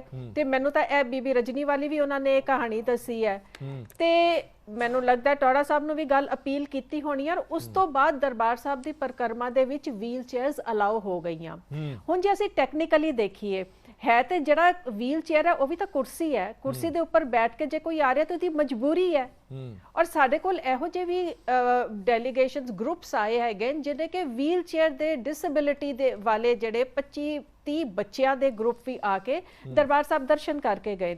ਹੁਣ ਜਿੱਥੇ ਗੱਲ ਦਰਬਾਰ ਸਾਹਿਬ ਕਿਸੇ ਗੁਰਦੁਆਰੇ ਦੇ ਅੰਦਰ ਬੈਠਣ ਦੀ ਗੱਲ ਹੈ, ਮੈਂ ਜਲੰਧਰ ਦੇ ਗੁਰਦੁਆਰੇ 2 ਦੇਖੇ ਹੈਗੇ ਜਿਨ੍ਹਾਂ ਦੇ ਵਿੱਚ ਭਾਵੇਂ ਇਹਨਾਂ ਨੇ ਕੁਰਸੀਆਂ ਲਾਈਆਂ ਪਰ ਉਹ ਕੁਰਸੀਆਂ ਜਿਹੜੀਆਂ ਉਹਨਾਂ ਦਾ ਪੱਧਰ ਤੇ ਜਿਹੜਾ ਜ਼ਮੀਨ ਦੇ ਉੱਪਰ ਬਹਿੰਦਾ ਹੈ ਉਹਨਾਂ ਦਾ ਲੈਵਲ ਸੇਮ ਹੈ। मतलब कि ਜਿਹੜਾ ਇਹਨਾਂ ਨੇ 2.5 ਫੁੱਟ ਦਾ ਟੋਆ ਕਰਕੇ ਕੁਰਸੀ ਲਾਈ ਹੈ ਉਹ ਜਿਸ ਹਾਈਟ ਤੇ ਆਂਦੀ ਹੈ ਉਸ ਹਾਈਟ ਤੇ ਬਾਕੀ ਜਿਹੜੇ ਨੇ ਚੌਂਕੜੀ ਮਾਰ ਕੇ ਬੈਠੇ ਨੇ ਤੇ ਇਹ ਜਿਹੜੇ ਕੁਰਸੀ ਵਾਲੇ ਨੇ ਇਹਨਾਂ ਦੀਆਂ ਲੱਤਾਂ ਲਟਕੀਆਂ ਹੋਈਆਂ ਕਿਉਂਕਿ ਇਹਨਾਂ ਕੋਲ ਚੌਂਕੜੀ ਵੱਜਦੀ ਨਹੀਂ। ਸੋ ਦੇਖਣ ਨੂੰ ਜੇ ਅਸੀਂ ਕਹੀਏ ਤੇ ਇਹਦੇ ਵਾਸਤੇ ਇਹ ਇੱਕ ਆਪਸ਼ਨ ਹੈ ਜਿਹਦੇ ਉੱਪਰ ਵਿਚਾਰ ਕਰ ਲੈਣੀ ਚਾਹੀਦੀ ਹੈ। ਮੈਂ ਇਹ ਵੀ ਤੁਹਾਨੂੰ ਦੱਸਾਂ ਕਿ ਜਦੋਂ ਅੰਮ੍ਰਿਤਸਰ ਦੇ ਵਿੱਚ ਗੁਰਦੁਆਰਾ ਪਿਪਲੀ ਸਾਹਿਬ ਦੀ ਕਾਰ ਸੇਵਾ ਚੱਲ ਰਹੀ ਸੀ ਉੱਥੇ ਇਸ ਵੇਲੇ ਇਹ ਗੱਲ ਆਈ ਕਿ ਜਦੋਂ ਨਵਾਂ ਹਾਲ ਬਣ ਰਿਹਾ ਸੀ ਤੇ ਉੱਥੇ ਬੜੀਆਂ ਬੀਬੀਆਂ ਨੇ ਕਿਹਾ, ਖਾਸ ਕਰ ਜਿਹੜੀਆਂ ਸਤਸੰਗ ਵਾਸਤੇ ਸੁਖਮਨੀ ਸਾਹਿਬ ਸੇਵਾ ਸੁਸਾਇਟੀ ਵਾਲੀਆਂ ਬੀਬੀਆਂ ਸੀ ਉਹਨਾਂ ਨੇ ਸਾਰਿਆਂ ਰਲ ਕੇ ਕਿਹਾ ਵੀ ਸਾਨੂੰ ਗੋਡਿਆਂ ਦੀ ਬੜੀ ਪ੍ਰੋਬਲਮ ਹੈ, ਬੈਠਿਆ ਨਹੀਂ ਜਾਂਦਾ ਤੇ ਤੁਸੀਂ ਥੋੜਾ ਜਿਹਾ ਬੰਦੋਬਸਤ ਕਰ ਦਿਓ ਕਿ ਵੀ ਮਾੜਾ ਜਿਹਾ ਸੀ ਜਰਾ ਜਿਹਾ ਜ਼ਮੀਨ ਤੇ ਨਾ ਬਹਿਣਾ ਪਏ, ਜ਼ਰਾ ਜਿਹਾ ਉੱਪਰ ਬੈਠ ਜਾਈਏ। ਤਾਂ ਇਹ ਜਿਹੜੀ ਗੱਲ ਸੀ ਮੈਂ ਉਸ ਵੇਲੇ ਗਿਆਨੀ ਗੁਰਬਚਨ ਸਿੰਘ ਜੀ ਜਥੇਦਾਰ ਅਕਾਲ ਤਖਤ ਸੀ ਉਹਨਾਂ ਦੇ ਨਾਲ ਗੱਲ ਕੀਤੀ ਤੇ ਉਹਨਾਂ ਨੂੰ ਦੱਸਿਆ ਇਹ ਮਸਲਾ ਹੈ ਤੇ ਜੇ ਕੁਰਸੀ ਦਾ ਲੈਵਲ ਤੇ ਜ਼ਮੀਨ ਤੇ ਬੈਠਣ ਦਾ ਲੈਵਲ ਸੇਮ ਹੋਵੇ ਤੇ ਕੀ ਸਾਨੂੰ ਇਤਰਾਜ਼ ਹੈ। ਤੇ ਉਹਨਾਂ ਨੇ ਵੀ ਇਹਦੇ ਤੇ ਸੋਚ ਵਿਚਾਰ ਕੀਤੀ ਤੇ ਉਹਨਾਂ ਨੂੰ ਲੱਗਾ ਕਿ ਵੀ ਜੇ ਇੱਕੋ ਪੱਧਰ ਤੇ ਬੈਠੇ ਹੋਏ ਆ ਉੱਚੇ ਨਹੀਂ ਬੈਠੇ ਤੇ ਫਿਰ ਇਤਰਾਜ਼ ਹੋਣਾ ਨਹੀਂ ਚਾਹੀਦਾ। ਪਰ ਹੁਕਮਨਾਮੇ ਵਿੱਚ ਇਹ ਗੱਲ ਕਲੈਰੀਫਾਈ ਨਹੀਂ ਕੀਤੀ ਗਈ। ਤਾਂ ਮੈਨੂੰ ਲੱਗਦਾ ਹੈ ਕਿ ਇਸ ਗੱਲ ਨੂੰ ਕਲੈਰੀਫਾਈ ਕਰਨ ਵਾਸਤੇ ਇੱਕ ਮਿੰਟ ਆਇਆ ਕਿਰਨਜੋਤ ਜੀ, ਮੈਂ ਤੁਹਾਡੇ ਕੋਲ ਵਾਪਸ ਆਣਾ, ਮੈਂ ਤੁਹਾਡੇ ਕੋਲ ਇੱਕ ਸੈਕਿੰਡ ਦੇ ਵਿੱਚ ਵਾਪਸ ਆਇਆ। ਜਲੰਧਰ ਮੇਰੇ ਨਾਲ ਪ੍ਰਧਾਨ ਸਾਹਿਬ ਜੁੜ ਗਏ ਨੇ, ਅਜੀਤ ਸਿੰਘ ਸੇਠੀ, ਪਤਰਸ ਮਸੀਹ ਉਹਨਾਂ ਦੇ ਨਾਲ ਨੇ। ਪੀਟਰ ਅਪਡੇਟ ਕੀ ਹੈ? ਅੱਜ ਸ਼੍ਰੋਮਣੀ ਗੁਰਦੁਆਰਾ ਪ੍ਰਬੰਧਕ ਕਮੇਟੀ ਦੇ ਪ੍ਰਧਾਨ ਵੀ ਆਏ, ਇਹਨਾਂ ਦੀ ਮੀਟਿੰਗ ਵੀ ਹੋਈ ਹੈ, ਹੁਣ ਅੱਗੇ ਕੀ ਕਰਨਾ ਹੈ, ਕੀ ਇਹਨਾਂ ਦੀ ਵਿਉਂਤਬੰਦੀ ਬਣੀ ਹੈ?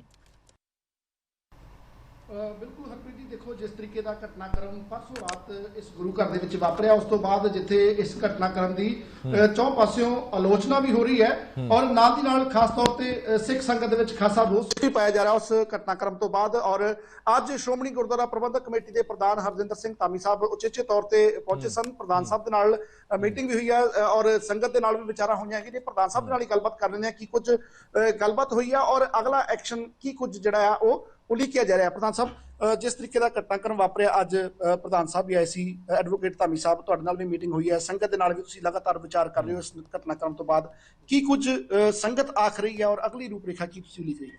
ਵਾਹਿਗੁਰੂ ਜੀ ਕਾ ਖਾਲਸਾ ਵਾਹਿਗੁਰੂ ਜੀ ਕੀ ਫਤਿਹ। ਸੰਗਤ ਸਾਰੀ ਜਿਹੜੀ ਹੈ ਉਹ ਜਿਸ ਦਿਨ ਤੋਂ ਆਏ ਸੀ 12 ਤਰੀਕ ਰਾਤ ਨੂੰ ਸਾਰੀ ਸੰਗਤ ਦੇ ਵਿੱਚ ਡਰ ਦਾ ਮਾਹੌਲ ਹੈ ਔਰ ਸੰਗਤ ਇੱਕਦਮ ਡਰ ਗਈ ਹੈ ਤੇ ਮਾਹੌਲ ਖਰਾਬ ਹੋ ਗਿਆ ਕਿਉਂਕਿ ਇੰਨੇ ਬੰਦੇ ਇੱਕਦਮ ਲੋਕਾਂ ਇੱਥੇ ਗੁਰਦੁਆਰਾ ਸਾਹਿਬ ਦੇ ਵਿੱਚ ਕਦੀ ਸ਼ਸਤਰਧਾਰੀ ਨਹੀਂ ਦੇਖੇ ਗਏ ਤੇ ਜਿਹਦੇ ਤੋਂ ਲੋਕਾਂ ਦੇ ਥੋੜਾ ਜਿਹਾ ਮਨ ਦੇ ਵਿੱਚ ਮਤਲਬ ਕਿ ਇਹ ਫੀਲ ਹੋਇਆ। ਫਿਰ ਜਿਹੜਾ ਕਿ ਉਹਨਾਂ ਨੇ ਕੁਰਸੀਆਂ ਚੁੱਕ ਕੇ ਗੁਰੂ ਘਰ ਚੋਂ ਕੱਢ ਕੇ ਬਾਹਰ ਅੱਗ ਲਾਈ, ਉਹਨਾਂ ਨੂੰ ਸਾੜਿਆ। ਮੈਂ ਤਾਂ ਉਸ ਵੇਲੇ ਨਹੀਂ ਸੀ ਪਰ ਭਾਈ ਪਰਮਜੀਤ ਸਿੰਘ ਦੇ ਦੱਸਣ ਤੇ ਕਿਸ ਤਰ੍ਹਾਂ ਆਏ ਸਾਰੀ ਗੱਲਬਾਤ ਉਹਨਾਂ ਨੇ ਪਹਿਲਾਂ ਵੀ ਸਾਰੇ ਚੈਨਲਾਂ ਤੇ ਦੱਸ ਚੁੱਕੇ ਆ, ਸਾਰੀਆਂ ਅਖਬਾਰਾਂ 'ਚ ਵੀ ਆ ਚੁੱਕਾ ਹੈ। ਤੇ ਸਾਡੀ ਪੂਰੀ ਪ੍ਰਬੰਧਕ ਕਮੇਟੀ ਨੂੰ ਜੇ ਉਹਨਾਂ ਨੇ ਆ ਕੇ ਕੋਈ ਗੱਲ ਕਰਨੀ ਸੀ ਸਾਨੂੰ ਮਿਲ ਲੈਂਦੇ ਜਾਂ ਸਾਨੂੰ ਦੱਸ ਦਿੰਦੇ, ਅਸੀਂ ਫਿਰ ਉਹਦੇ ਉੱਤੇ ਕੋਈ ਨਾ ਕੋਈ ਅਮਲ ਕਰਦੇ, ਉਹਨਾਂ ਨਾਲ ਕੋਈ ਵਿਚਾਰ ਕਰ ਲੈਂਦੇ। ਸਾਨੂੰ ਉਹਨਾਂ ਨੇ ਕੋਈ ਮੌਕਾ ਨਹੀਂ ਦਿੱਤਾ, ਆ ਕੇ ਕੁਰਸੀਆਂ ਬਾਹਰ ਕੱਢ ਕੇ ਅੱਗ ਲਾ ਕੇ ਸਾੜਤੀਆਂ, ਜਿਹੜੀਆਂ ਕਿ ਬਹੁਤ ਮਾੜੀ ਘਟਨਾ ਹੈ।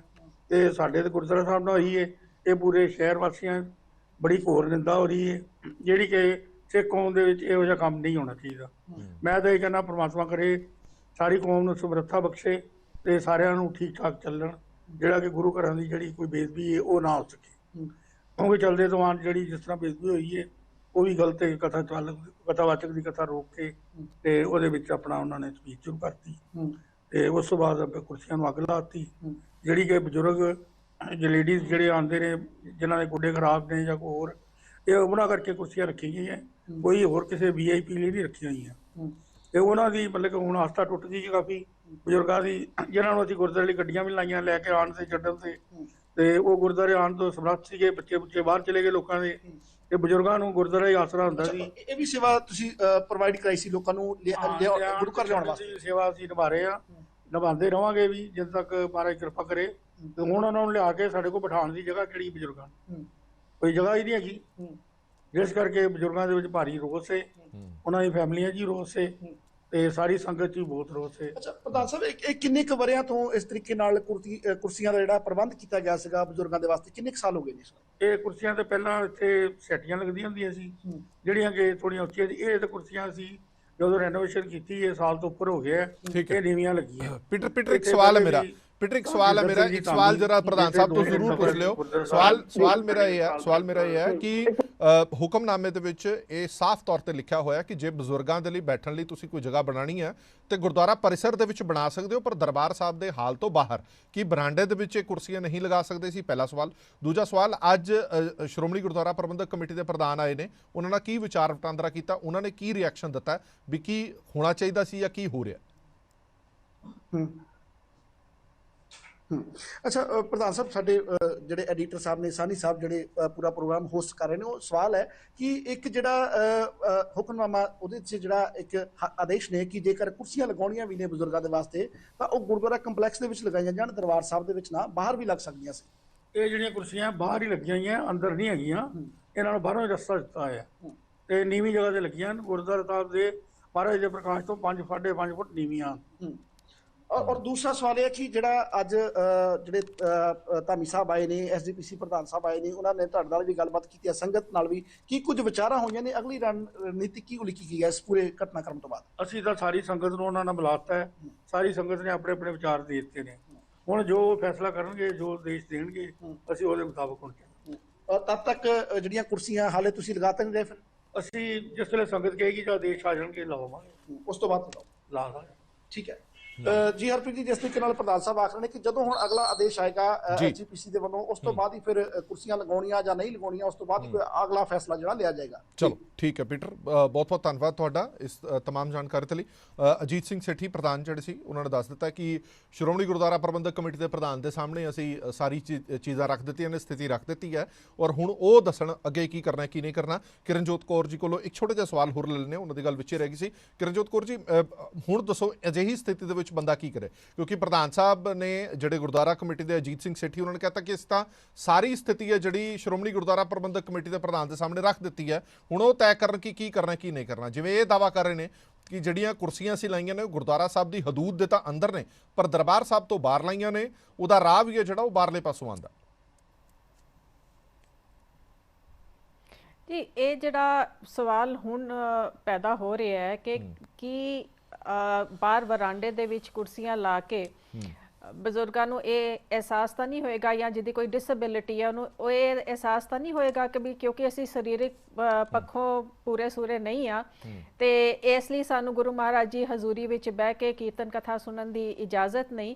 ਸੋ ਇਹ ਇੱਕ ਬੜਾ ਅਹਿਮ ਸਵਾਲ ਹੈ ਜਿਹੜਾ ਕਿ ਅੱਜ ਦੀ ਡਿਸਕਸ਼ਨ ਦੇ ਵਿੱਚੋਂ ਉਭਰਿਆ ਹੈ।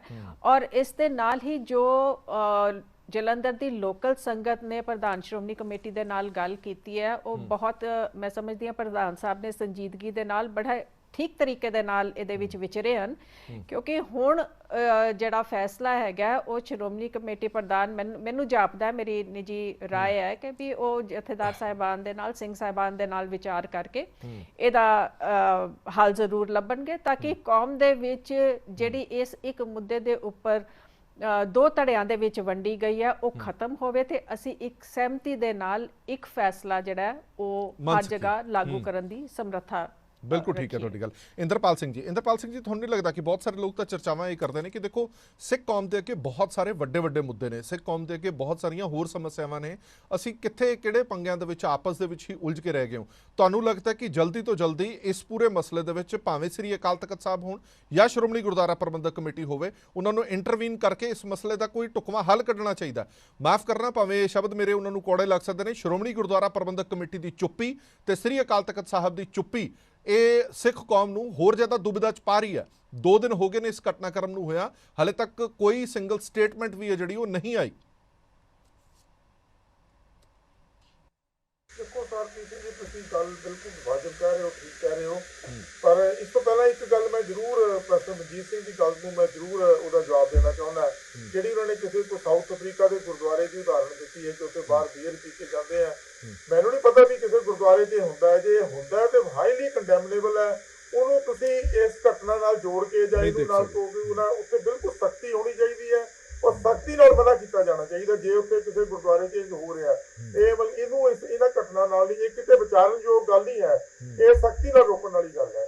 ਹੁਣ ਜਿੱਥੋਂ ਤੱਕ ਤੁਹਾਡੀ ਗੱਲ ਹੈ ਕਿ ਸ਼੍ਰੀ ਅਕਾਲ ਤਖਤ ਸਾਹਿਬ ਦਾ ਤੇ ਸ਼੍ਰੋਮਣੀ ਗੁਰਦੁਆਰਾ ਪ੍ਰਬੰਧਕ ਕਮੇਟੀ ਦੇ ਇਸ ਮਸਲੇ 'ਚ ਜਿਹੜੀ ਦਖਲ ਹੋਣਾ ਚਾਹੀਦਾ, ਜਿਵੇਂ ਦੱਸਿਆ ਗਿਆ ਹੁਣੇ ਕਿ ਸ਼੍ਰੋਮਣੀ ਗੁਰਦੁਆਰਾ ਪ੍ਰਬੰਧਕ ਕਮੇਟੀ ਦੇ ਪ੍ਰਧਾਨ ਸਾਹਿਬ ਨੇ ਅੱਜ ਇੱਥੇ ਗਏ, ਵਿਚਾਰ ਵਟਾਂਦਰਾ ਕੀਤਾ, ਕਮੇਟੀ ਨੂੰ ਮਿਲੇ, ਸੰਗਤ ਨੂੰ ਵੀ ਮਿਲੇ, ਇਹ ਇੱਕ ਬਹੁਤ ਵਧੀਆ ਵੈਲਕਮ ਸਟੈਪ ਹੈ ਤੇ ਸਮੱਸਿਆ ਦੇ ਹੱਲ ਵਾਲੇ ਪਾਸੇ ਹੈ। ਸ਼੍ਰੋਮਣੀ ਗੁਰਦੁਆਰਾ ਪ੍ਰਬੰਧਕ ਕਮੇਟੀ ਲਾਜ਼ਮੀ ਆਪਣੇ ਜਥੇਦਾਰ ਸਾਹਿਬ ਅਕਾਲ ਤਖਤ ਸਾਹਿਬ ਨੂੰ ਰਿਪੋਰਟ ਕਰਨਗੇ, ਸਾਰੀ ਜਿਹੜੀ ਸਥਿਤੀ ਹੈ ਉਹ ਕਰਨਗੇ। ਮੈਂ ਸਮਝਦਾ ਵੀ ਇਹ ਮਸਲੇ ਨੂੰ ਲਮਕਾਉਣ ਦੀ ਜ਼ਿਆਦਾ ਲੋੜ ਨਹੀਂ ਹੈ, ਇਹ ਮਸਲਾ ਇਮੀਡੀਏਟ ਹੱਲ ਹੋਣਾ ਚਾਹੀਦਾ ਹੈ ਜੀ। ਦੇਖੋ ਭੈਣ ਜੀ ਦੀਆਂ ਗੱਲਾਂ ਬਿਲਕੁਲ ਠੀਕ ਹੈ, ਅਸੀਂ ਵੀ ਜਦੋਂ ਕਹਿੰਦੇ ਆ ਵੀ ਆਪਣਾ ਵਿੜ ਭਾਗਾ ਸਤਸੰਗ ਨਾਲ ਲੱਭਿਆ ਸੰਗਤ ਮੈਲ ਭਰੀ ਜਾਏ ਜੀਓ, ਤੇ ਜੇ ਅਸੀਂ ਉਹਨਾਂ ਬਜ਼ੁਰਗਾਂ ਨੂੰ ਜਾਂ ਉਹ ਬੰਦੇ ਕੋਈ ਵੀ ਨੌਜਵਾਨ ਹੈ ਜਿਹੜਾ ਨਹੀਂ ਬੈਠ ਸਕਦਾ ਚੌਕੜੀ ਮਾਰ ਕੇ, ਉਹਨਾਂ ਨੂੰ ਅਸੀਂ ਵਿਰਵੇ ਨਹੀਂ ਕਰ ਸਕਦੇ ਸੰਗਤ ਤੋਂ, ਕਿਉਂਕਿ ਸੰਗਤ ਤੇ ਪੰਗਤ ਕੀਰਤਨ ਘਰ ਬਹਿ ਕੇ ਵੀ ਸੁਣਿਆ ਜਾ ਸਕਦਾ ਹੈ, ਟੀਵੀ ਤੇ ਵੀ ਸੁਣਿਆ ਜਾ ਸਕਦਾ ਹੈ, ਪਰ ਜੋ ਸੰਗਤ ਵਿੱਚ ਆ ਕੇ ਮਹਾਨਤਾ, ਸੰਗਤ ਤੇ ਪੰਗਤ ਦੀ ਮਹਾਨਤਾ, ਉਹਨੂੰ ਅਸੀਂ ਕਿਸੇ ਤਰੀਕੇ ਨਾਲ ਖੇਡ ਨਹੀਂ ਸਕਦੇ ਜੀ। ਇੱਕ ਗੱਲ ਜਿਹੜੀ ਹਰਪ੍ਰੀਤ ਜੀ ਮੈਂ ਹੋਰ ਥੋੜੀ ਜਿਹੀ ਉਭਾਰਨਾ ਚਾਹੁੰਦਾ ਕਿ ਅੱਜ ਕੱਲ ਦੇ ਬੱਚੇ, ਜਦੋਂ ਅਸੀਂ ਪੜ੍ਹਦੇ ਸੀ ਸਕੂਲਾਂ 'ਚ, ਅਸੀਂ ਥੱਲੇ ਤੱਪੜਾਂ ਤੇ ਬਹਿੰਦੇ ਸੀ, ਤੱਪੜਾਂ ਤੇ ਬਹਿ ਕੇ ਪੜ੍ਹਦੇ ਸੀ, ਸਾਨੂੰ ਚੌਕੜੀ ਮਾਰਨ ਦਾ ਅਭਿਆਸ ਬਚਪਨ ਤੋਂ ਹੀ ਹੋ ਗਿਆ। ਹੁਣ ਸਾਡੇ ਜਿਹੜੇ ਬੱਚੇ, ਅਗਲੀ ਜਨਰੇਸ਼ਨ ਆ ਰਹੀ ਹੈ, ਉਹ ਤੱਪੜਾਂ ਤੇ ਬਹਿ ਹੀ ਨਹੀਂ ਰਹੇ, ਉਹ ਜਾਂਦੇ ਹੀ ਨਰਸਰੀ ਦਾ ਬੱਚਾ ਭਾਵੇਂ ਉਹ ਪਲੇਵੇ 'ਚ ਪੜ੍ਹਦਾ, ਉਹ ਜਾ ਕੇ ਬੈਂਚਾਂ ਤੇ ਬਹਿੰਦਾ। ਉਹ ਜਿਹੜਾ ਇਹ ਸੰਗਤ ਵਿੱਚ ਜਾ ਕੇ ਬੈਠਣ ਦਾ, ਚੌਕੜੀ ਮਾਰਨ ਦਾ ਅਭਿਆਸ, ਇਹ ਬਚਪਨ ਤੋਂ ਹੋਣਾ ਚਾਹੀਦਾ ਹੈ। ਨਹੀਂ ਆਉਣ ਵਾਲੇ ਸਮੇਂ 'ਚ ਅੱਜ ਤੋਂ 20 ਸਾਲ 30 ਸਾਲ ਬਾਅਦ 50 ਸਾਲ ਬਾਅਦ ਨਵੀਂ ਤਰ੍ਹਾਂ ਦੀਆਂ ਸਮੱਸਿਆਵਾਂ ਪੈਦਾ ਹੋਣਗੀਆਂ, ਕਿਉਂਕਿ ਸਾਡੇ ਆਉਣ ਵਾਲੀ ਜਨਰੇਸ਼ਨ ਨੂੰ, ਬੱਚਿਆਂ ਨੂੰ ਚੌਕੜੀ ਮਾਰ ਕੇ ਬਹਿਣ ਦਾ ਅਭਿਆਸ ਹੀ ਨਹੀਂ ਹੋ ਰਿਹਾ ਜੀ। ਉਹਨਾਂ ਨੂੰ ਪਤਾ ਨਹੀਂ ਲੱਗ ਰਿਹਾ ਚੌਕੜੀ ਮਾਰਨ ਦੀ ਕੀ ਮਹੱਤਤਾ ਹੈ। ਸੋ ਇਹ ਜਿਹੜੀ ਤੁਸੀਂ ਗੱਲ ਕਹੀ ਹੈ, ਅਕਾਲ ਤਖਤ ਸਾਹਿਬ ਨੂੰ ਇਮੀਡੀਏਟਲੀ ਦਖਲ ਦੇ ਕੇ ਜਿਹੜਾ 22 ਨਵੰਬਰ 2013 ਦਾ ਹੁਕਮਨਾਮਾ, ਉਹਦੀ ਰੋਸ਼ਨੀ ਦੇ ਵਿੱਚ ਜਿਹੜਾ ਇਹ ਜਿਹੜੇ ਬਿਰਧ ਹੈ ਜਾਂ ਜਿਹੜੇ ਨਹੀਂ ਸਰੀਰਕ ਪੱਖੋਂ ਚੌਕੜੀ ਮਾਰ ਕੇ ਬੈਠ ਸਕਦੇ, ਦੇਖੋ ਇਹ ਨਾ ਹੋਵੇ ਵੀ ਜਿਹੜਾ ਬੈਠ ਸਕਦੇ ਆ ਸਾਡੇ ਵਰਗੇ ਉਹ ਵੀ ਜਾ ਕੇ ਕੁਰਸੀ ਤੇ ਬੈਠੇ ਰਹੇ, ਬੈਂਚਾਂ ਤੇ ਬਹਿਣਾ, ਇਹ ਬਿਲਕੁਲ ਗਲਤ ਗੱਲ ਹੈ, ਉਹ ਗੱਲ ਠੀਕ ਨਹੀਂ ਹੈ। ਜਿਹੜਾ ਨਹੀਂ ਬੈਠ ਸਕਦਾ, ਜਦੋਂ ਤੁਸੀਂ ਗੁਰੂ ਦੇ ਜਾਣਾ ਤੇ ਗੁਰੂ ਦੇ ਸਨਮੁਖ ਬੈਠੇ ਹੋ, ਉਹ ਤੁਹਾਡੀ ਅੰਦਰ ਹਿਰਦੇ ਆਤਮਾ ਕਹਿੰਦਾ ਕਿ ਮੈਂ ਚੌਕੜੀ ਮਾਰ ਕੇ ਬੈਠ ਸਕਦਾ, ਤੇ ਜ਼ਰੂਰ ਬਹਿਣਾ ਚਾਹੀਦਾ। ਇਹ ਨਾ ਹੋਵੇ ਕਿ ਇੰਨੇ ਬੈਂਚ ਕੁਰਸੀਆਂ ਲੱਗ ਜਾਣ ਕਿ ਹਰ ਬੰਦਾ ਕਵੇ ਕਿ ਮੈਂ ਤਾਂ ਪਿੱਛੇ ਜਾ ਕੇ ਬੈਠਾ ਜੀ, ਮੈਂ ਤਾਂ ਬੈਂਚ ਤੇ ਬੈਠਾ ਜਾਂ ਮੈਂ ਸੋਫੇ ਤੇ ਬੈਠਾ। ਸੋ ਇਹ ਜ਼ਰੂਰ ਇਸ ਗੱਲ ਦਾ ਮਰਿਆਦਾ ਦਾ ਖਿਆਲ ਪ੍ਰੋਫੈਸਰ ਮਜੀਦ ਸਿੰਘ ਜੀ, ਪ੍ਰੋਫੈਸਰ ਮਜੀਦ ਸਿੰਘ ਜੀ, ਇੱਕ ਪਾਸੇ ਰਹਿਤ ਮਰਿਆਦਾ, ਇੱਕ ਪਾਸੇ ਰਹਿਤ ਮਰਿਆਦਾ, ਕਿਉਂਕਿ ਰਹਿਤ ਮਰਿਆਦਾ ਜਦੋਂ ਵੀ ਕਿਸੇ ਕਮੇਟੀ ਵੱਲੋਂ, ਕਿਸੇ ਸੰਸਥਾ ਵੱਲੋਂ ਇਹ ਕਾਇਮ ਕੀਤੀ ਜਾਂਦੀ ਹੈ ਤਾਂ ਰਹਿਤ ਮਰਿਆਦਾ ਸਿਰਫ ਸ਼ਬਦੀ ਤੌਰ ਤੇ ਜਾਂ ਲਿਖਤੀ ਤੌਰ ਤੇ ਨਹੀਂ ਹੁੰਦੀ, ਉਸ ਨੂੰ ਮੰਨਣਾ ਵੀ ਪੈਂਦਾ, ਉਸ ਦੀ ਕੋਈ ਆਇਡੈਂਟੀਟੀ ਵੀ ਹੁੰਦੀ ਹੈ ਕਿ ਉਹਨੂੰ ਮੰਨਣ ਦਾ ਕੋਈ ਫਾਇਦਾ ਤਾਂ ਹੀ ਹੈ, ਜੇ ਲਿਖਣ ਦਾ ਫਾਇਦਾ ਤਾਂ ਹੀ ਤੇ ਉਸ ਨੂੰ ਮੰਨਿਆ ਜਾਵੇ। ਰਹਿਤ ਮਰਿਆਦਾ ਦਾ ਉਦਾਹਰਨ ਦੇ ਕੇ ਜਾਂ ਰਹਿਤ ਮਰਿਆਦਾ ਦਾ ਸਹਾਰਾ ਲੈ ਕੇ ਇਹ ਚੀਜ਼ਾਂ ਕਹਿਣੀਆਂ ਕਿ ਦੇਖੋ ਇਹ ਰਹਿਤ ਮਰਿਆਦਾ ਤੇ ਬਿਲਕੁਲ ਉਲਟਾ ਹੈ, ਇਹ ਅਸੀਂ ਨਹੀਂ ਹੋਣ ਦੇਣਾ, ਫਿਰ ਇਹਦਾ ਤਾਂ ਵਿਕਲਪ ਹੀ ਕੁਛ ਨਹੀਂ ਹੈਗਾ।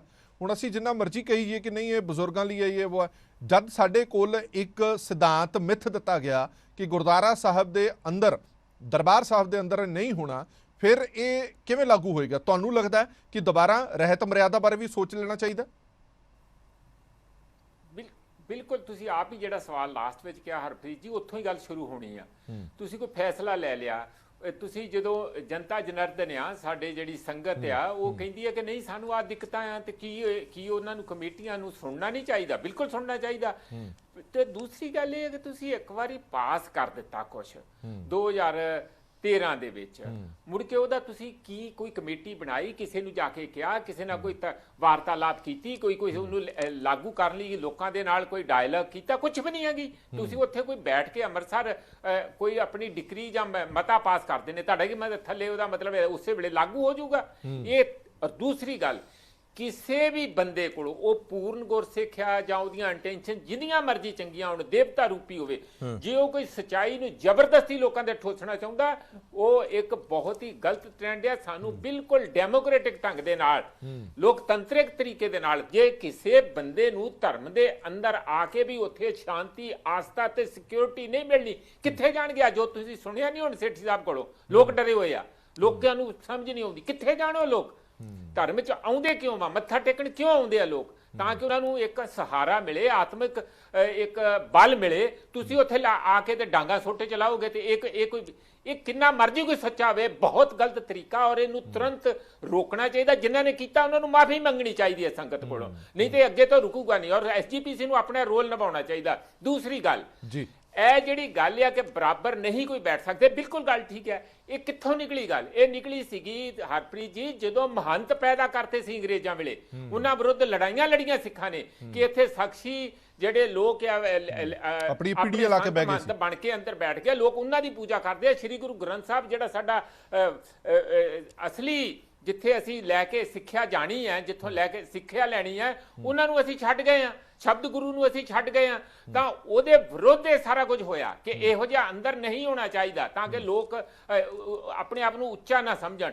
ਪਰ ਆਪਾਂ ਉਸ ਨੂੰ ਇਸ ਢੰਗ ਨਾਲ ਲੈ ਲਿਆ ਕਿ ਭਾਵੇਂ ਉਹ ਬਰਾਬਰ ਉਹਨਾਂ ਨੇ ਮਿਹਨਤ ਕਰਕੇ ਬਰਾਬਰ ਦੀ ਸੀਟ ਉਹਨਾਂ ਦੀ ਕੀਤੀ ਆ, ਸਾਨੂੰ ਉਹ ਵੀ ਮਨਜ਼ੂਰ ਨਹੀਂ ਹੈ। ਇਹ ਬਿਲਕੁਲ ਦਾਦਾਗਿਰੀ ਹੈਗੀ ਆ। ਇਹ ਬਿਲਕੁਲ ਗਲਤ ਮੈਸੇਜ ਦੇ ਰਿਹਾ ਲੋਕਾਂ ਨੂੰ। ਸਿੱਖੀ ਨਾਲੋਂ ਤੋੜੂਗਾ, ਜੋੜੂਗਾ ਨਹੀਂ। ਆਪਾਂ ਨਿਆਸਰਿਆਂ ਦਾ ਆਸਰਾ ਗੁਰੂ ਬਣਨਾ, ਨਾ ਕਿ ਅਸੀਂ ਆਪਣੇ ਕਹਿ ਕੇ ਕਿ ਮੇਰੇ ਕੋਲ ਜੋ ਸੱਚਾਈ ਹੈ ਇਹਨਾਂ ਨੇ ਗਲਤ ਕੀਤਾ ਇਸ ਕਰਕੇ ਹਮਲਾ ਕਰ ਦਿਓ, ਤੁਸੀਂ ਸੋਧ ਦਿਓ। ਇਹ ਸ਼ਬਦਾਵਲੀਆਂ ਜਾਂ ਇਹ ਤੌਰ ਤਰੀਕੇ ਬਿਲਕੁਲ ਠੀਕ ਨਹੀਂ ਹੈ।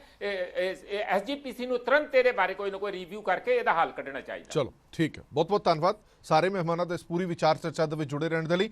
ਸੋ ਮੁੱਖ ਦੀ ਗੱਲ ਇਹ ਹੈ ਕਿ ਜੇਕਰ ਅਸੀਂ ਰਹਿਤ ਮਰਿਆਦਾ ਹੁਕਮਨਾਮੇ ਵੱਲ ਦੇਖਾਂਗੇ ਤਾਂ ਸਾਨੂੰ ਲੱਗਦਾ ਹੈ ਕਿ ਜਿਹੜੀਆਂ ਰਹਿਤ ਮਰਿਆਦਾ ਜਾਂ ਹੁਕਮਨਾਮਾ ਹੈ ਉਹ ਠੀਕ ਹੈ ਕਿ ਦਰਬਾਰ ਸਾਹਿਬ ਦੇ ਅੰਦਰ ਅਜਿਹਾ ਕੁਝ ਨਹੀਂ ਹੋਣਾ ਚਾਹੀਦਾ। ਪਰ ਜੇ ਲੌਜਿਕਲੀ ਚੀਜ਼ਾਂ ਦੇਖਦੇ ਹਾਂ, ਗੁਰਦੁਆਰਾ ਪ੍ਰਬੰਧਕ ਕਮੇਟੀ ਦਾ ਤਰਕ ਸੁਣਦੇ ਹਾਂ, ਉਹ ਕਹਿੰਦੇ ਨੇ ਕਿ ਅਸੀਂ ਇਸ ਤਰੀਕੇ ਦੇ ਨਾਲ ਕੁਰਸੀਆਂ ਲਗਾਈਆਂ ਸੀ ਕਿ ਜਿਹੜੇ ਦਰਬਾਰ ਹਾਲ ਦੇ ਅੰਦਰ ਬੈਠੇ ਹੋਣ ਜਾਂ ਜਿਹੜੇ ਕੁਰਸੀਆਂ ਤੇ ਬੈਠੇ ਹੋਣ ਉਹਨਾਂ ਦਾ ਜਿਹੜਾ ਮਾਪਦੰਡ ਆ ਉਹ ਬਰਾਬਰ ਆਵੇ। ਉਸ ਦੇ ਬਾਵਜੂਦ ਅਜਿਹੀ ਕਾਰਵਾਈ ਕੀਤੀ ਗਈ। ਬਹੁਤ ਸਾਰੇ ਲੋਕ ਇਹ ਕਹਿੰਦੇ ਨੇ ਕਿ ਇਦਾਂ ਦੀ ਜ਼ਬਰਦਸਤੀ ਵਾਲੀ ਕਾਰਵਾਈ ਹੈ ਜਿਹੜੀ ਉਹ ਨਹੀਂ ਹੋਣੀ ਚਾਹੀਦੀ ਸੀ। ਗੁਰਦੁਆਰਾ ਕਮੇਟੀ ਨੂੰ ਇੱਕ ਮੌਕਾ ਦੇਣਾ ਚਾਹੀਦਾ ਸੀਗਾ। ਜੇਕਰ ਵਿਚਾਰ ਵਟਾਂਦਰਾ ਕੀਤਾ ਜਾਂਦਾ, ਜੇਕਰ ਸੰਵਾਦ ਕੀਤਾ ਜਾਂਦਾ ਤਾਂ ਉਹ ਇੱਕ ਬਿਹਤਰ ਤਰੀਕਾ ਹੁੰਦਾ, ਬਜਾਏ ਇਹਦੇ ਕਿ ਤੁਸੀਂ ਜਿੰਨਾ ਵੀ ਇਮਾਰਤ ਸਾਜੀ ਲੱਗੀ ਹੋਈ ਹੈ ਉਹਨੂੰ ਤੁਸੀਂ ਬਾਹਰ ਨਿਕਾਲ ਕੇ ਉਹਨਾਂ ਨੂੰ ਤੋੜ ਭੰਨ ਕਰੋ, ਉਹਨਾਂ ਦੀ ਸਾੜੋ। ਇਹ ਬਰਦਾਸ਼ਤ ਨਹੀਂ ਹੋਣਾ ਚਾਹੀਦਾ। ਇਹ ਵਾਰ-ਵਾਰ ਜਿਹੜੀਆਂ ਗੱਲਾਂ ਨੇ ਉਹ ਨਿਕਲ ਕੇ ਸਾਹਮਣੇ ਆ ਰਹੀਆਂ ਨੇ। ਹੁਣ ਸਾਰਿਆਂ ਦੀ ਨਿਗਾਹ ਸ਼੍ਰੋਮਣੀ ਗੁਰਦੁਆਰਾ ਪ੍ਰਬੰਧਕ ਕਮੇਟੀ ਤੇ ਸ੍ਰੀ ਅਕਾਲ ਤਖਤ ਸਾਹਿਬ ਵੱਲ ਲੱਗੀਆਂ ਹੋਈਆਂ ਨੇ। ਇਸ ਮੁੱਦੇ ਤੇ ਉਹਨਾਂ ਦਾ ਕੀ ਪ੍ਰਤੀਕਰਮ ਆਉਂਦਾ ਹੈ। ਦੇਸ਼ ਦੁਨੀਆ ਦੇ ਬਾਕੀ ਖਬਰਾਂ ਲਈ ਬਣੇ ਰਹੋ PTC ਨਿਊਜ਼ ਦੇ ਨਾਲ। ਧੰਨਵਾਦ।